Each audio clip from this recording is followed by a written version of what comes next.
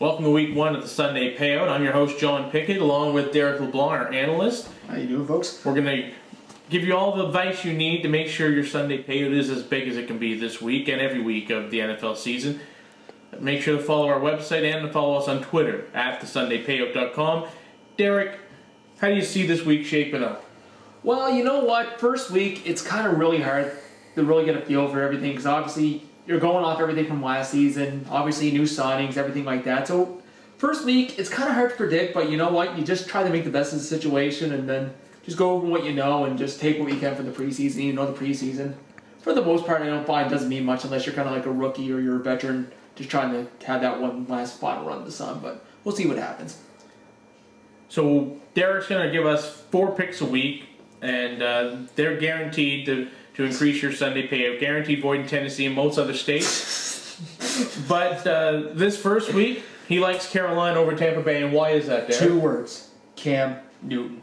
I said, some of the best games he had last year. Obviously, we've seen what he was able to do in his rookie season. Pretty much broke all Peyton Manning's records. Most touchdowns ever by a quarterback in one season. But some of his best games were actually against the Tampa Bay Buccaneers. Now, throwing-wise, not so much. He had about 350 yards between the 2 games. But you know what?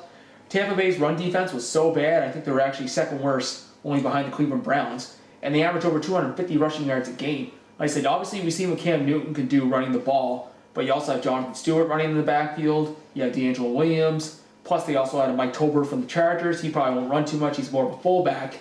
But obviously, he'll probably be used in red zone situations. Plus, he can catch the ball. Then you still have Steve Smith. You still got Greg Olsen out there on the backfield. But also, the other thing that I really liked about this game is Carolina, they were 3-2 as favorites last year. 2 of those games that they won as favorites were the 2 games against the Tampa Bay Buccaneers where they're able to cover as favorites.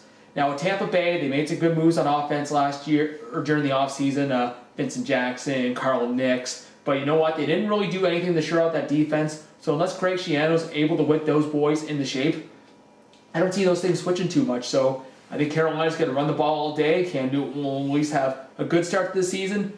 I think Carolina's probably going to cover a lot of spreads this year, although I still see the record kind of going around 5-6 wins again. But I think Carolina's going to help you all out to make some money as underdogs, but might as well take them at the favorite once this week.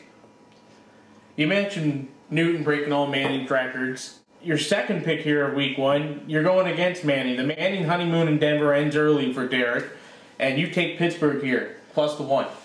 Well, it's not too often that you see the Steelers as an underdog. So you know what? I'm going to take that chance, even this as +1. Now, there are some factors going against the Steelers. Obviously, Ryan Clark, he's not going to play this week. Obviously, he missed the game in the playoffs last year, which Denver ended up losing. Tim Tebow, the only time he actually looked like a quarterback, threw over 300-plus yards. But now this is Peyton Manning. But for the most part in that game last year, Pittsburgh was able to stick with them. They were doing good on offense. Isaac Redmond, who came in for Mendenhall, who tore his ACL, he had over 100 yards rushing in that game. So I think the offense is going to be fine. Plus with the defense, it was the number 1 ranked defense last year. Like I said, even though Clark's not going to be playing this game, you still have Troy Polamalu, you still got Ike Taylor, you've got some great young guys, and even the other younger guys that they had in that back in defense, they were able to come in and replace older guys like Casey Hampton and Brett Kiesel or James Harrison when they've had to go out. But obviously with Denver, their big key was obviously running the ball. But this year, obviously, that switched around because of Peyton Manning, because obviously Peyton Manning, if you got a guy like that who can throw 4,000 yards, no problem, you're going to have him on the team. So I think, plus with Peyton Manning, we see what he's done in the preseason, but now it's the regular season. Let's see how he does. Now he gets the big primetime spotlight. Obviously, he's performed well in the past. Obviously, he's going to get his gold jacket in 5 years. But you know what? I'm going to take Pittsburgh. I said the offense I think is good enough. Pittsburgh's defense is way better than Denver's. So, you know what? Pittsburgh +1. I think that's probably going to be one of the only few times you'll see them as an underdog this year. So, get a bet while the going's good. All right. Before the year, you were Kansas City Chiefs. Kansas City Chiefs were going to be your underdog pick. You love the Chiefs. You got them going to the playoffs, picking up a wild card. Yet in week one, you don't like the Chiefs as much anymore. Why is that? Well, I actually have one in the division. I don't think 2 teams from the AFC West are going to make the playoffs. If they do, you never know. We'll see what happens. But you know what? They're going against Atlanta. I think Atlanta's going to have a big season. You know what? At -2.5, that's a really good number right now because I think that number's probably going to go up by Sunday. Like I said, obviously, we've seen what the first team offense had in the preseason. Julio Jones looked amazing. I'm hoping he does really well. especially since, well, he's my top fantasy receiver, so knock on wood there. But we're not going to hear talk about fantasy football. But everything's on offense. Like I said, you got Jones, you got Roddy White, who averages 100 catches a year. You got Tony Gonzalez making his big return to Kansas City. He'll get a big standing ovation. Plus, he'll want to show up one last good game for the crowd, even though it's probably going to go against them. Plus, also Atlanta and their defense. They were number 6 last year against the run. Now you're bringing in Mike Nolan as defensive coordinator. So this team is actually going to be a lot better on defense because Nolan does have the credentials in the past with Baltimore and even with Miami. You know, Miami didn't have a winning record last season. So I think in Kansas City, they're basically a run-first team. Obviously, they signed Peyton Hillis in the offseason. Right now, on opening day, they do have Jamal Charles and Peyton Hillis both running. So we'll see how that goes. And Matt Castle, his number 1 receiver, Jordan Bowe, he held out last year. So that's a little hard to say with that.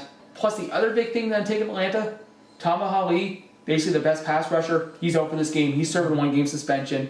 So not really a lot of guys that get pressure on the quarterback. So I think Atlanta's offense is just going to run rampant. Kansas City might be able to stop them a little bit, but I don't see Kansas City's offense doing enough to get past there.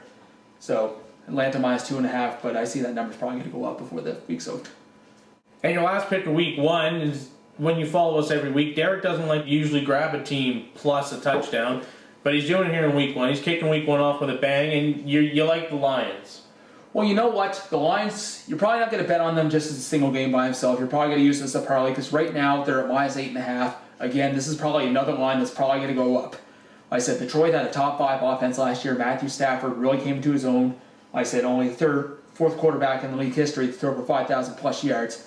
Like I said, obviously he's got the weapons with Calvin Johnson. You don't really have to say the other guys, but you have Calvin Johnson, who's the best receiver in the league. Like I said, St. Louis defense, not all that well. Like I said, yes, they brought in Jeff Fisher. Love that move, but I think it's going to take about 2 or 3 years to really get everything going. Like I said, Cortland Finnegan, he's probably going to cover Calvin Johnson, but there's not really else on the secondary to cover guys like Titus Young, Brandon Pettigrew, Nate Burleson, guys like that. Plus with St. Louis, their offensive line's kind of bad, especially bringing in Wayne Hunter from the Jets. I don't understand that move whatsoever. But also with Sam Bradford, you're bringing in Brian Schottenheimer, who was the Jets offensive coordinator last year. But you know what? Schottenheimer is a terrible offensive coordinator, so I don't understand the move.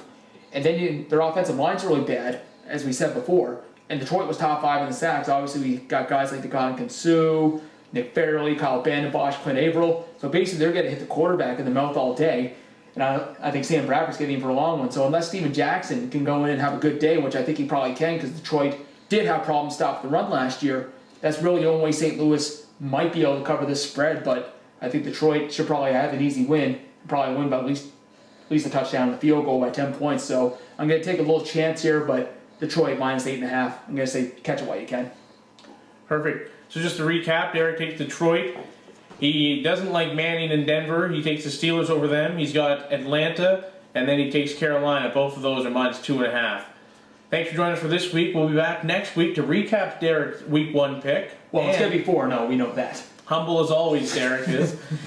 And we're going to also make his week 2 picks. Again, follow us on Twitter at the Sunday Payout and also on our website, sundaypayout.wordpress.com.